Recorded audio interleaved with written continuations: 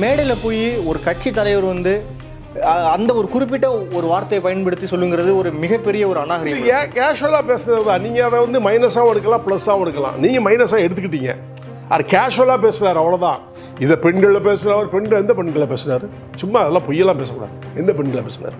த்ரிஷா அப்படி அவங்கள குறிப்பிட்டு சொல்லியிருக்காருல சார். அதாவது ஜெகதீஸ்வரின்னு நினைக்க அந்த அம்மா பேர், ராஜபாளையம். அந்த அம்மா கொச்சையாக அசிங்கமாக பேசுறது யூடியூப்பில் எல்லா இடத்துலையும் வந்துருச்சு. உங்கள் தாவாக்கா என்ன நடவடிக்கை எடுத்து ஏன் அந்த அம்மா பேசின வார்த்தைக்கு அவளை அரெஸ்ட் பண்ணலை? தெரிஞ்சுதான் பண்ணியிருப்பாங்களா? இவருக்கு எப்படியும் ஜாமீன் கொடுத்துருவாங்கப்பா. அப்போ நீதிமன்றம் தவறு பண்ணதா? நீங்கள் சொல்ல பார்த்தா நீதிமன்றம் தவறு பண்ணதான் அர்த்தம். எனக்கு ஒரு நீதி, உங்களுக்கு ஒரு நீதியா? சட்டம் எல்லாருக்கும் ஒன்று தானே. அப்போ மார்க்கண்டனே நீங்கள் ஸ்டேஷன் வந்து விட்டுருக்க வேண்டியதானே? ஏன் அவரை மட்டும் உள்ளே பிடிச்சி போட்டீங்க? இவரை மட்டும் எதுக்கு ரிலீஸ் பண்ணீங்க?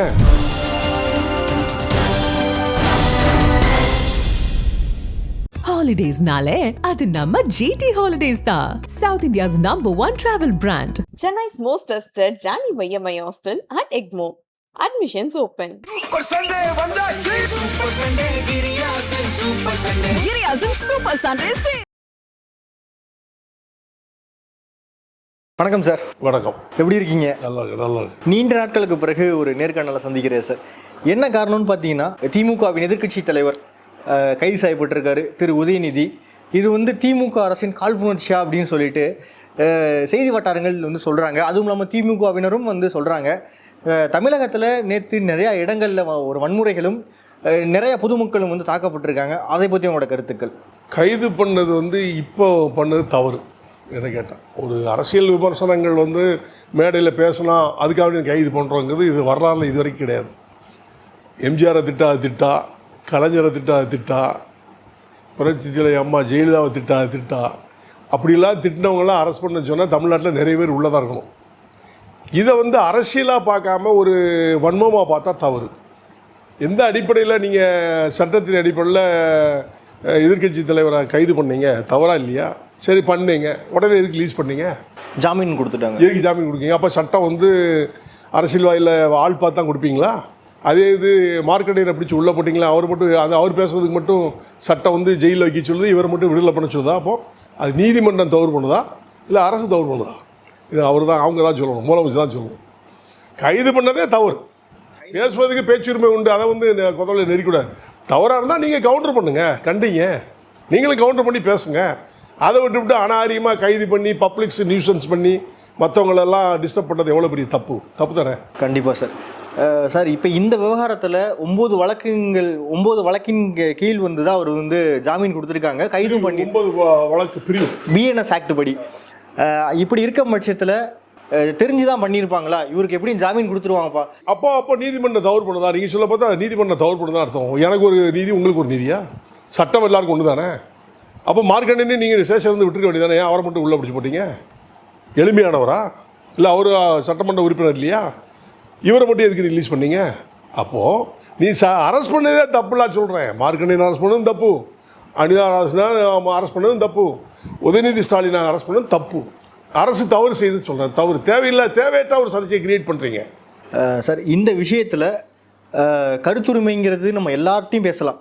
அப்படி இருக்கும்போது ஆனால் மேடையில் போய் ஒரு கட்சி தலைவர் வந்து அந்த ஒரு குறிப்பிட்ட ஒரு வார்த்தையை பயன்படுத்தி சொல்லுங்கிறது ஒரு மிகப்பெரிய ஒரு அநாகரிகம். கேஷுவலாக பேசுறது தான். நீங்கள் அதை வந்து மைனஸாகவும் எடுக்கலாம், ப்ளஸ்ஸாகவும் எடுக்கலாம். நீங்கள் மைனஸாக எடுத்துக்கிட்டீங்க. அது கேஷுவலாக பேசுகிறார், அவ்வளோதான். இதை பெண்களில் பேசுகிறவர், பெண்கள் எந்த பெண்களை பேசுகிறாரு? சும்மா அதெல்லாம் பொய்யெல்லாம் பேசக்கூடாது. எந்த பெண்களை பேசுகிறாரு? த்ரிஷா அப்படி அவங்கள குறிப்பிட்டு சொல்லியிருக்காருல சார். அதாவது திரிஷா ஒரு நடிகர், அவங்க நடிகர் தான். நடிகரை பற்றி யார் வேணாலும் பேசலாம், எல்லாரையும் பேசுகிறாங்க. சமந்தாங்கிறாங்க, திரிஷாங்கிறாங்க, நிறைய நடிகர் பேரெல்லாம் சொல்றதில்ல, அவ்வளோ பேரையும் சொல்கிறாங்க. இது சொல்கிறதுல என்ன தவறு வந்துச்சு உங்களுக்கு? தவறு சொல்கிறதுனால தப்பு இல்லையே. சொல்கிறதுல என்ன தவறு வந்துச்சு? அதுக்கு நீங்கள் அப்படி இல்லைன்னு கவுண்டர் பண்ணுங்களேன் சார். முதலமைச்சர் இந்த மாதிரி சொல்கிறது பெரிய தப்பு இல்லையா? ஏங்க, புரட்சி தலைவர் எம்ஜிஆரை சொல்லாத வார்த்தைகளா? கலைஞர் கருணாநிதியை சொல்லாத வார்த்தைகளா? புரட்சி தலைவர் அம்மாவை பேசாத வார்த்தைகளா? இதை விடையா ஒரு பெரிய விஷயம் இது. இதெல்லாம் அவங்களுக்கு தெரியாதா? நாகரிகம் கருதி தவறு செய்தால் தவறு தான், பேசக்கூடாது, அது ஒத்துக்கிறேன். ஒரு எதிர்கட்சி தலைவராக வந்து தவறாக சித்தரித்து பேசினால் தவறு. திரிஷா என்ற ஒரு வார்த்தை சொன்னார், அது தவறுன்னு சொன்னால் தப்பு இல்லை, பேசையில் தப்பு இல்லை. நடிகை இப்போ நடிகைன்னு சொல்றதுல என்ன தப்பு? அது பர்சனல் விஷயத்த பெரும்பாலும் பேசுறது அநாகரிகமான செயல். அதை நான் வெறுக்கிறவன். அது யாராக இருந்தாலும், அது நம்ம முதலமைச்சராக இருந்தாலும் சரி, எதிர்க்கட்சி தலைவராக இருந்தாலும் சரி, எந்த அரசியல் தலைவர் பர்சனல் விஷயங்கள்லாம் தலையிடக்கூடாது. அதை ஒரு பெரிய இஷ்யூ ஆக்கி அதுக்கு ஒரு சட்டத்தை போட்டு நான் அரெஸ்ட் பண்ணுவேன், நீ விடுதலை பண்ணு, இது என்ன இது சட்டம்? தொடர்ச்சியாக தாவேகா வந்து இந்த திமுக மேலே கைதுகளாக வந்து அடுக்கிக்கிட்டே வராங்க. இது நீங்கள் எப்படி சார் பார்க்குறீங்க? இது உங்களோட மனநிலை? கைது என்பது தேவையற்ற ஒன்று. இது ஒரு சர்ச்சை. மக்களுக்கு நியூசன்ஸ் பண்ணாங்கன்னு நான் சொல்கிறேன். கைது பண்ணதுனால அவங்க கட்சிக்காரங்க எழுச்சி ஆவாங்க, உங்கள் கட்சிக்காரங்க அவங்கள கைது பண்ணதுக்கு இவங்க திமுக பூரா அவங்க போராடுறாங்க, அவங்க போராடுறதுக்கு தாவக கட்சிக்காரன் போடுறாங்க. அப்போ இது என்ன மக்களுடைய நிலை என்ன? நீங்கள் ரெண்டும் சண்டை போடுறதுக்கு நாங்களாக கிடச்சோம் பப்ளிக்ஸு? உங்களுக்கு இது என்ன அநாகரிகமா இல்லையா? அதை கண்டித்து நீங்கள் பேசுங்க, கவுண்டர் கொடுங்க, அதுதான் நாகரிகம். சார், இந்த கைதை தொடர்ந்து தொல் திருமாவளவனும் சரி நிறைய பேர் வந்து கருத்து கண்டனங்கள்லாம் தெரிவிச்சிருக்காங்க. தாவேகா அரசு வந்து இது எப்படி சார் எடுத்துக்கும்? ஆனாலும் ஒரு ஆதரவு கூட்டணியில் தான் இருக்காங்க. ஆதரவு கூட்டினா தவறு தான். கைது செய்தது தவறு தான். தமிழக மக்கள் முன்னேற்றம் தெளிவாக சொல்லுது. சீமானவர்களே வந்து அவ்வளோ விமர்சித்து பேசியிருக்காரு டிஎம்கேவை பற்றி. அவரே நேற்று வந்து சரி, அவர் அரசியல் ரீதியாக எல்லாத்தையும் விமர்சனம் பண்ணுவார், பண்ணுறார், அது ஒரு பெரிய விஷயம் இல்லை. அவர் பேசுவார் ஒரு பாட்டில். நான் சொல்ல, அவர் உதயநிதி ஸ்டாலினை இந்த காலச்சூழ்நிலையில் அவர் பேசிய ஒரு வார்த்தைக்காக நான் கைது பண்ணுறேன். சரி, சட்டத்தின் மேலே கைது பண்ணிவிட்டு உடனே ரிலீஸ் எப்படி பண்ணீங்க? அதுக்கு மட்டும் சட்டம் எப்படி வளைஞ்சு கொடுக்குது? அப்படி அப்போ மக்கள்லாம் திரண்டு கலெக்டாக பண்ணாங்கன்னா நீங்கள் உடனே ரிலீஸ் பண்ணுவீங்களோ? கைது பண்ணது எதுக்குன்னு தெரியல, எதுக்கு ரிலீஸ் பண்ணான்னு அவங்களுக்கும் தெரியல. இது நீதித்துறையே தப்பு பண்ணுதுன்னு நான் சொல்கிறேன். சட்டம் வந்து அரசியல்வாதிக்கு ஒரு சட்டம், ஏழை எளிய மக்களுக்கு ஒரு சட்டமாக நீதிமன்றமாக தப்பு பண்ணுதோ அப்படிங்கிற கேள்விக்குறி மக்கள் சொல்கிறாங்க. அப்போ அவரை மட்டும் ரிலீஸ் பண்ணாங்களே, ஏன் மார்க்கெட்டை மட்டும் இதுக்குள்ளே வச்சிங்க, அவரை மட்டும் யார் ரிலீஸ் பண்ணலை? அப்போ நீங்கள் சட்டத்தை பார்த்து தானே செய்கிறீங்க. சார், இப்போ அடுத்த ஏன் நானே கேட்குறேன் ஒரே வார்த்தை, உங்களுடைய மந்திரி ஒரு அம்மா ஜெகதீஸ்வரின்னு நினைக்கிறேன் அந்த அம்மா பேர், ராஜபாளையம், அந்த அம்மா கொச்சையாக அசிங்கமாக பேசுறது யூடியூப்பில் எல்லா இடத்துலையும் வந்துருச்சு. உங்கள் தாவாக்கா என்ன நடவடிக்கை எடுத்து ஏன் அந்த அம்மா பேசின வார்த்தைக்கு அவளை அரெஸ்ட் பண்ணலை? அப்போது நீங்களும் பாரபட்சம் பார்க்க தானே செய்யுங்க. உங்கள் கட்சியில் என்ன பேசினாலும் நீங்கள் கைது பண்ண மாட்டீங்க, எஃப்ஐஆர் போட மாட்டீங்க, மந்திரியை வச்சு ரசிப்பீங்க. ஒரு வார்த்தை சொன்னாருங்கிறதுக்காக கைது பண்ணுவீங்க. அப்போ சட்டத்தை நீங்களும் தப்பாக தானே பயன்படுத்துகிறீங்க. அந்த அம்மா ஏன் கைது பண்ணலை? ஏன் நடவடிக்கை எடுக்கலை? இதுக்குள்ளே இது புரட்சித் தலைவர் எம்ஜிஆராவோ முன்னாள் அமைச்சர் மு.க. ஸ்டாலினோ அல்லது கலைஞர் கருணாநிதியோ இருந்திருந்தால் ஒரு 10 நிமிஷத்தில் இவங்களை மந்திரி பதவியிலிருந்து எடுத்து நடவடிக்கை எடுக்க வச்சுருப்பாங்க. நீங்கள் ஏன் பயப்படுறீங்க? மக்களால் தேர்ந்தெடுக்கப்பட்ட பிரதிநிதி தான், ஏன் பொறுமையாக இருக்கீங்க? அந்த அம்மா மேலும் மேலும் தப்பு பண்ணுதுன்னு உங்களுக்கு தெரியுதுல்ல. காரணம் என்னென்னா, எல்லோரும் சொல்கிற காரணம், எனக்கு புஷி ஆனந்த் பற்றி எனக்கு அவ்வளோ பழக்கம் கிடையாது. புஷி ஆனந்துக்கு ரொம்ப ரொம்ப ஃப்ரெண்ட்ஷிப்பாக இருக்காங்க, அதனால் அந்த அம்மா மேலே கை வைக்க மாட்டாங்க அப்படிங்கிற மாதிரி பப்ளிக் சொல்கிறாங்க. எனக்கு தெரியாது, பப்ளிக் சொல்கிறத நான் சொல்கிறேன். அவங்க எப்படி இருக்காங்கன்னு எனக்கு தெரியாது. இதை மாதிரியெல்லாம் ஏன் நீங்கள் கூட இருக்கவங்களே தப்பு பண்ணுறாங்களே, ஏன் கண்டிக்க மாட்டேங்கிங்கன்னு தான் கேள்வி. சார், அடுத்த ஒரு கேள்வி, தாவேகா அரசு ஒரு சரியான ஒரு அரசு இல்லாமல் ஒரு புரிதல் இல்லாத ஒரு அமைச்சர்களை வச்சுட்டு சட்டசபையில் வந்து இருக்காங்களா அப்படிங்கிற மாதிரி ஒரு கருத்துக்கள் இருக்குது. ஒரு முதிர்ச்சியான ஒரு அரசியல் புரிதல் இல்லை அப்படிங்கிற இதை பற்றி உங்களோட கருத்துக்கள் என்ன சார்? முதிர்ச்சியான அரசியல் என்பது பழகினா தான் தெரியும். இப்போது அண்ணன் எடப்பாடி வந்து அரசியல்வாதி தான், இல்லைலாம் சொல்ல முடியாது. முதலமைச்சர் எடுத்தோடனே முதலமைச்சராக உட்கார்ந்தார், ஆட்சி நடத்தலை, 5 வருஷம் நடத்துனார்ல. அனுபவம் தான், அனுபவத்துக்கு குணம். இப்போ தான் வந்திருக்காரு, அனுபவம் வரும். இப்போ தானே வந்திருக்கு. அவரே கேட்டிருக்காரு, முதலமைச்சரே கேட்டிருக்காரு, 6 மாதம் நேரம் எங்களுக்கு டைம் கொடுங்கன்னு கேட்டிருக்காரு. இன்னும் 2-3 மாதம் ஆகுது, அதுக்குள்ளேயே உடனே அவசரப்படுறீங்களே. பார்ப்போம், பொறுத்திருந்து வெயிட் அண்ட் சீ தான், எல்லாருமே பார்ப்போம். என்னப்போ நானே அதுக்கு தான் உட்காந்து கருத்து சொல்லாமல் இருக்க காரணமே, இன்னும் ஒரு 6 மாதம் 1 வருஷம் கூட ஆகட்டுமே. ஆட்சியில் புதுசாக வந்து உட்காந்துருக்கு, அவருக்கு இன்னும் அரசியலை பற்றியோ இந்த ஆட்சியில் உட்கார்ந்து மக்களை பற்றியோ இன்னும் சரியாக ரெக்கக்னைஸ் பண்ணணும்னா ஒரு நாள் வேணும், உடனே பண்ண முடியாது. பார்ப்போம் என்ன பண்ணுறான்னு பார்த்துட்டு அதுக்கு தகுந்த மாதிரி நம்ம சொல்லலாம். சார், கண்டிப்பாக. சார், நேற்று வந்து இப்போ இந்த கண்டன ஆர்ப்பாட்டத்தில் செய்தியாளர்களும் தாக்கியிருக்காங்க. தொடர்ச்சியாக வந்து செய்தியாளர்கள் தாக்கப்படுறாங்க. இந்த மாதிரி ஒரு கண்டனங்கள். செய்தியாளர்கள் வந்து குறுக்க மறுக்க கேள்வி கேட்குறீங்க. உங்களுக்கு செய்தியாளர்கள் வந்து செய்தியாளராக நடக்கணும். தேவையில்லாத சர்ச்சை அவங்களே கிளப்புறது. இப்போது தாவாக்காவுக்கு எதிர்ப்பாக இருந்தால் அதை போய் இவங்ககிட்ட கேட்குறது, இவங்களுக்கு சப்போர்ட்டாக இருந்தால் அவங்ககிட்ட எதிர்ப்பாக கேட்குறது. அதில் ஒரு சில செய்தி தொடர்பாளர்கள் தவறு பண்ணுறாங்க. அதை நீங்கள் முதல்ல கண்டிங்க. எது கேட்கணும் எது கேட்கக்கூடாதுக்கு ஒரு வரமுறை இருக்குது. சும்மா கண்ணாப்பண்ணான்னு நீங்கள் மீடியானா என்ன வேணாலும் கேட்கலாங்கிறது வந்து தவறா இல்லையா? அதனால கோவப்படக்கூடிய நாங்கள் கோவப்படுவோம் இல்லையா? அது வரத்தானே செய்யும். அதனால தானே சலசலை போகிறது. உடனே மீடியாக்காரன் அடிச்சுவிட்டா, மீடியாக்காரன் பேசிட்டு நீங்கள்லாம் ஒன்றா சரியில்லை, நியாயமா? நீங்களும் வரமுறைக்கு உள்ளே வாங்க, வரமுறைக்கு வெளியில் வரீங்க. அதனால தான் பிரச்சனை வருது, உங்களாலேயும் பிரச்சனை வருதுன்னு சொல்கிறேன். கண்டிப்பாக சார். சார், நீங்கள் எடப்பாடின்னு சொன்னோன்னு தான் எனக்கு ஒரு கேள்வி ஒன்று முன்வைக்கணும்ன்ட்டு இது இருக்குது. என்னதுன்னா, நாவடக்கம் தேவைன்னு சொல்லிட்டு நாங்கள் அப்போவே சொன்னோம் இவரை உதயநிதியை. ஆனாலும் தாவேக்கா அரசு தவறு செய்து வருகிறது அப்படின்னு சொல்லிட்டு இந்த 2 ஸ்டேட்மெண்ட்டுமே அங்கிட்டு இல்லாமல் இங்கிட்டு இல்லாமல் இவர் தனியான ஒரு நிலைப்பாடாக சொல்லியிருக்காரு. இது எப்படி சார் நம்ம எடுத்துக்கிறது? அது அவருடைய நிலைப்பாடு. இன்னைக்கு அவருடைய கட்சியில் இருந்தவங்கலாம் எல்லாரும் வெளியில் போகிறாங்கன்னா அவருடைய அவங்கள வழிநடத்தல ஒழுங்காக நடத்தணும் தான் அர்த்தம். எல்லா பெரிய பெரிய சீனியர் மினிஸ்டர் எல்லாருமே வெளியில் போகிறாங்க. எதுக்கு போகிறாங்க? அவர் வழிநடத்துதல் சரியில்லைங்கிறனால வெளியில் போகிறாங்க. அந்த கூட இருக்கவன் ஏன் வெளியில் போகிறான்? இன்னைக்கு புதுசாக தங்கமணி அண்ணன் புதுசாக சொல்லியிருக்காரு, சசிகலாவும் தினகரனும் சேரு வேண்டாம் வெறுப்பாக பேசுகிறாரு. அவன்றது வெளியில் போகிறதுக்கு கூட இருந்தே ஒன்று கொள்றோம் பாரு, ஒன்று கூட இருந்தே அழிப்போம் பாருங்கிற மாதிரி அவர் பேசுகிறாரு. எல்லாருமே பண பெருச்சாளிகள். அவ்வளோ பணம் வச்சுருக்காங்க, கணக்கத்தை பணம் வச்சுருக்காங்க. பணத்தை பாதுகாக்கிறதுக்கு இறத்தியாக பேசிக்கிட்டு இருக்காங்க. எடப்பாடி என்ன மேலே தவறு என்னன்னு சொன்னால் கூட இருக்கவங்கள அரவணைக்கலை. அவர் அரவணைச்சிருந்தா அவங்க போயிருக்க மாட்டாங்க. அரவணைக்காதனால அவர் இன்றைக்கி முடிச்சுட்டு இருக்காரு. அவ்வளோதான் உண்மை. அது அவர் செய்த தவறு. சார் பாஜகவின் தற்போதைய நிலை என்ன சார்? தாவேக்கா அரசை ஏற்றுக்குதா? தமிழ்நாடை பொறுத்த மட்டும் பாஜகவுக்கு வேலை இல்லைங்கிற மாதிரி ஆகிப்போச்சு. 2-3 தேர்தல் அண்ணாமலை போனதுலேருந்து அது ஒரு காரணம். ஒத்துக்கிற வேண்டியதான், அது ஒத்துக்கணும். ஏன்னா அவர் இருக்கிற வரைக்கும் தான் பிஜேபி யாருன்னு தெரிஞ்சுது. அவர் போன பிறவே சரிவு தான், பயங்கர சரிவு. பயங்கர சரிவு. அதுக்கு காரணம் வந்து அண்ணன் எடப்பாடி தான். அவர் இருந்தால் நான் வரமாட்டேன்னு சொல்லி அதில் அவர் பண்ண தப்பு இருக்குது. எடப்பாடி என்ன பண்ண தப்பு, எம்பியில் வந்து வெளியில் போனார்ல, அதுதான் அவருக்கு அழிவே.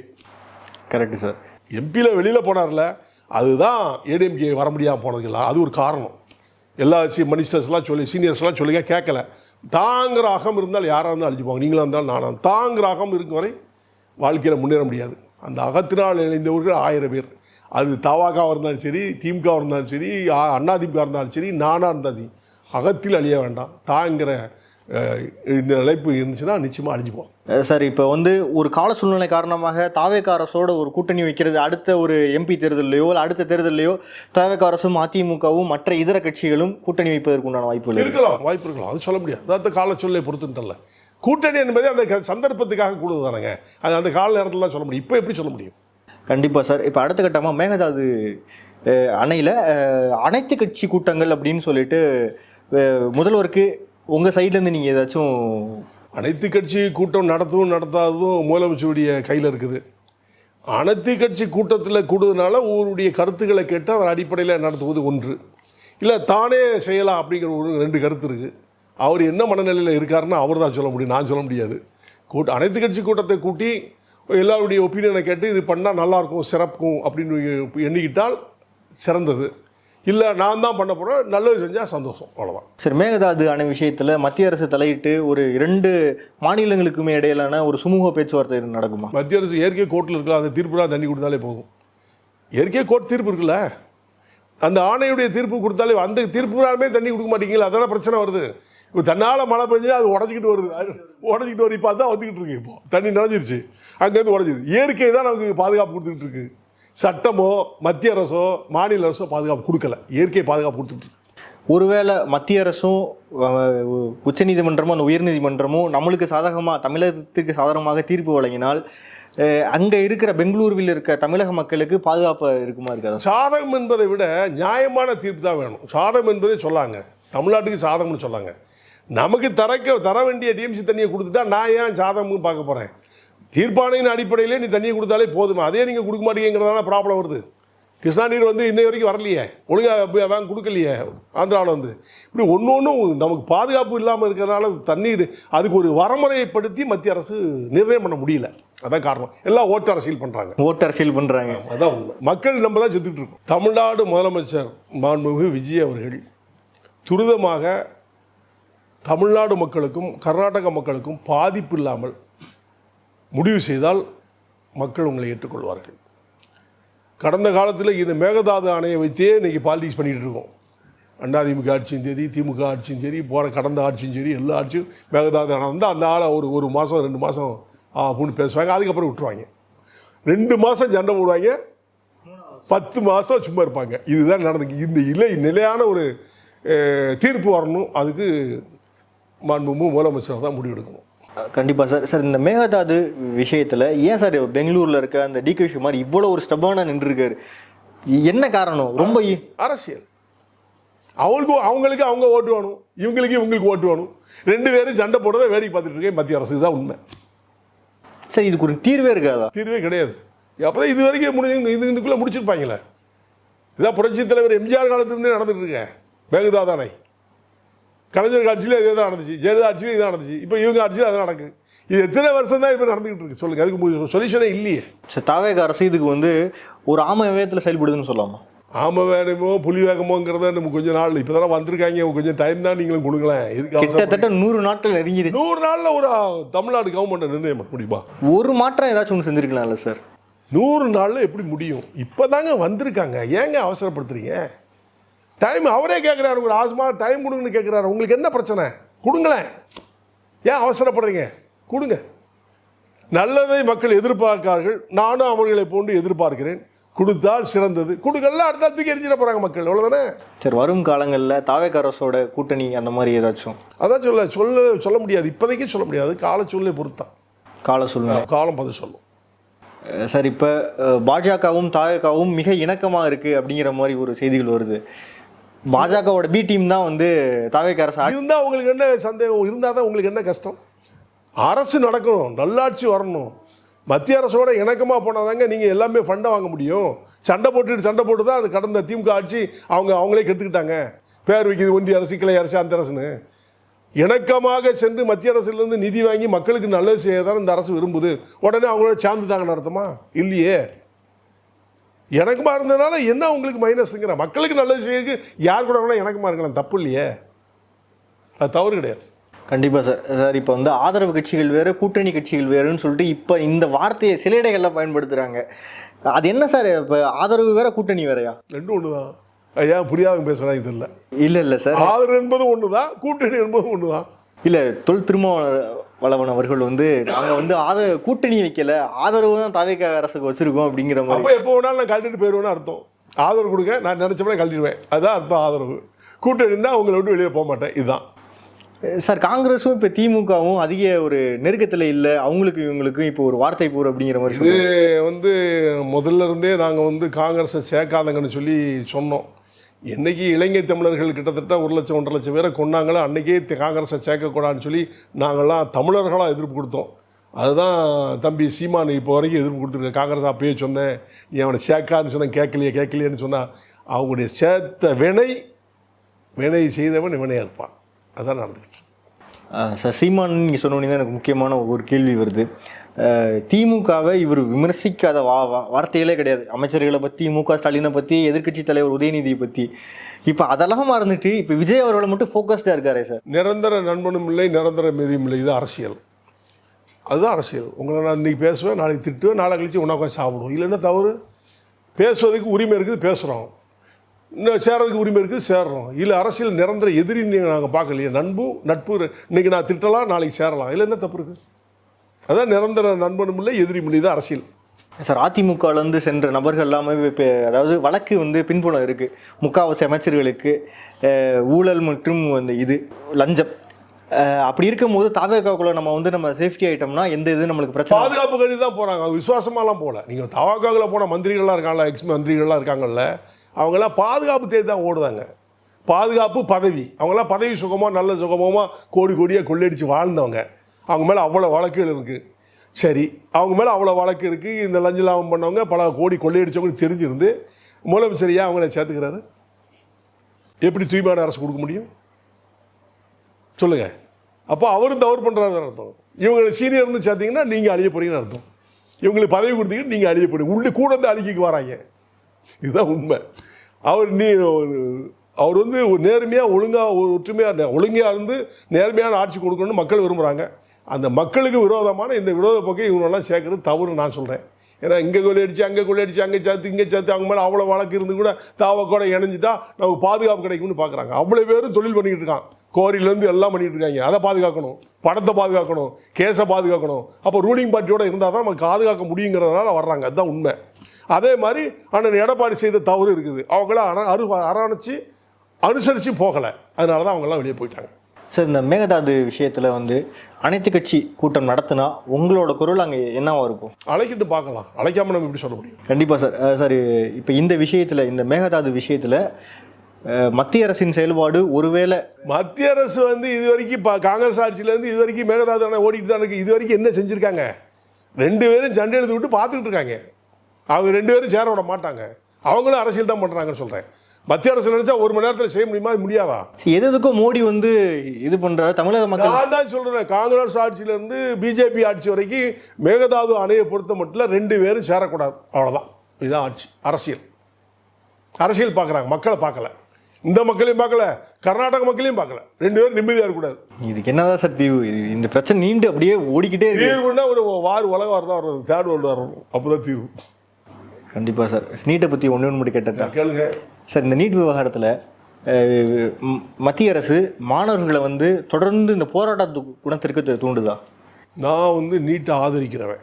உங்களுக்கு நான் ஏற்கனவே பல முறை சொன்னேன், கட்சிகளை உங்களை பிடிக்கலாம் கூட என் நீட்டை ஆதரிக்கணும். ஒரு படித்த ஏழை எளிய மாணவனோ மாணவியோ படித்து அவங்க மார்க் வாங்கி அதில் சப்ஜெக்டில் பாஸ் ஆகி நீட் எழுதி பாஸ் பண்ணி போகிறவங்க தான் அதிகம். பணம் கொடுத்து போகிறதுக்கு அவங்க தயார் இல்லை. பணம் கொடுத்து போகிறது நல்லதா, படித்து போகிறது நல்லதா? படித்து போகணுன்னா நீட் எழுதி போ. அந்த துறை உங்களுக்கு பிடிக்கலன்னா வேறு துறைக்கு போங்க. எத்தனையோ ஆப்ஷன்ஸ் இருக்குல்ல. மெடிக்கல் காலேஜுக்கு தான் போகணும், டாக்டர் தான் ஆகணும்னு உங்களுடைய எய்ம் இருக்கலாம். அதுக்கு நீங்கள் எலிஜிபிலிட்டினா அடுத்த துறைக்கு போங்களேன், அதில் சக்ஸஸ் பண்ணுங்களேன். எதுக்கு நீட் எதுக்குறீங்க? எதுக்குறவங்கலாம் யாருன்னு பாருங்கள், எல்லாம் மெடிக்கல் காலேஜ் வச்சுக்கோ பூரா எதுக்குறான். ஏன்னா பணம் அத்தனை கோடி கொள்ளையடிச்சுக்கிட்டாங்க. ஒரு சீட்டுக்கு 1 கோடி 2 கோடி 3 கோடி எத்தனை கோடிகள் அவங்க நிர்ணயம் பண்ணிட்டாங்க.